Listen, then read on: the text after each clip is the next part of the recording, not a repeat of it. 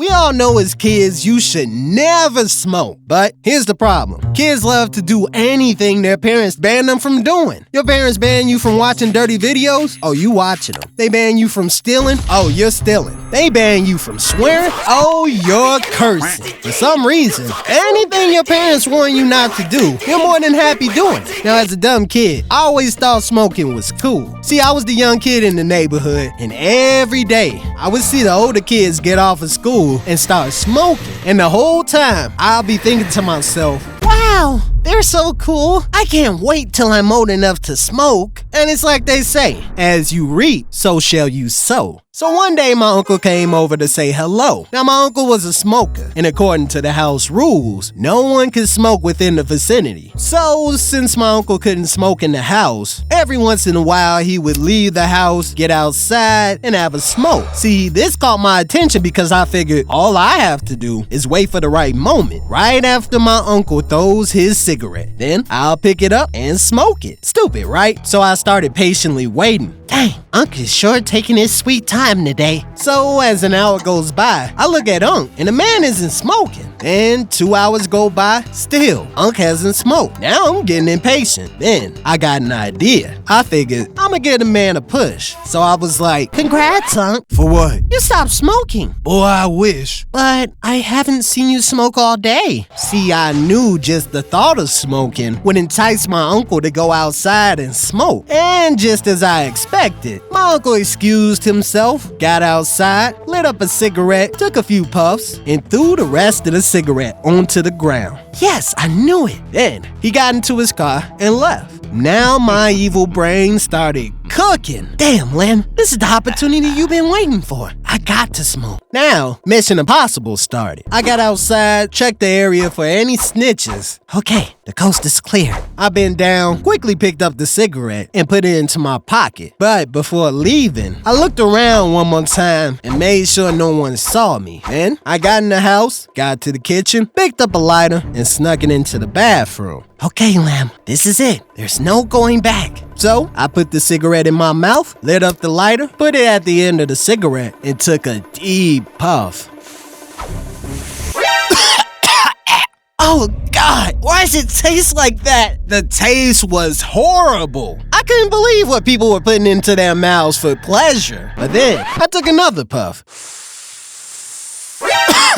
And then another one. And then another one. And sooner than later, my lungs started adjusting. I was no longer coughing, and the smoke felt so good. Meanwhile, my mother was cleaning the house. She gets to the living room, and then the scent of smoke got her attention. Oh my God, the house is burning. So she rushes to the kitchen, looks around, and there's no fire in sight. Thank God, I thought the kitchen was on fire. But wait a minute, where's the smoke coming from? Now she started panicking. Oh no, the kids. So she runs to our room, looks in, and finds my little brother sleeping. Now she's confused. There's no smoke in the kitchen, no smoke in the living room. Where could the smoke be coming from? So she turns around, looks towards the bathroom, and from the bottom of the door, she sees smoke exiting the room. Lem. When I tell you this lady blasted through the door like her life depended on it, she breaks in and finds me dead smoking. What are you doing? Before I could even answer, she smacked the cigarette off my mouth.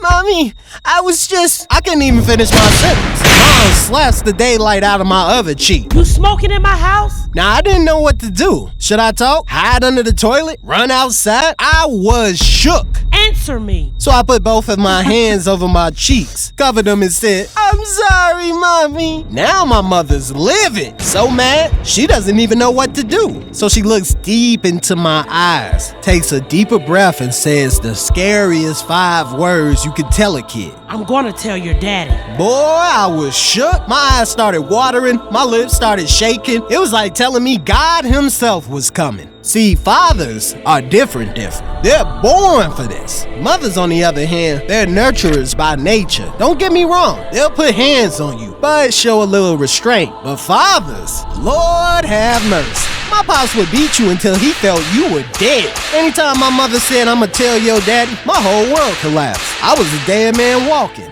So now I had to sit there for the rest of the day and wait for my father to get home. So I got to my room, got on my knees, and said my last prayers. Dear God, please take me now. I'd rather die than get whooped by Daddy. So a few hours go by, and then I hear the front door open, and my heart stopped. I couldn't breathe. Then I heard, Lum, Yes, Daddy. So I rushed to my dad. were you smoking? Yes, Daddy. Why? Because I thought it was cool. You think smoking is cool? No, Daddy. I just wanted to be like the other kids. So my dad takes his time, closes his eyes, thinks about it, and then looks deep into my nervous eyes and says, Go to your room. Oh God, I couldn't believe it. My father let me off the hook with no punishment. So I rushed to my room, locked the door, and thank God for helping me escape the beating of a lifetime. So, moral of the story, don't be a follower, because those who follow the crowd usually get lost in it.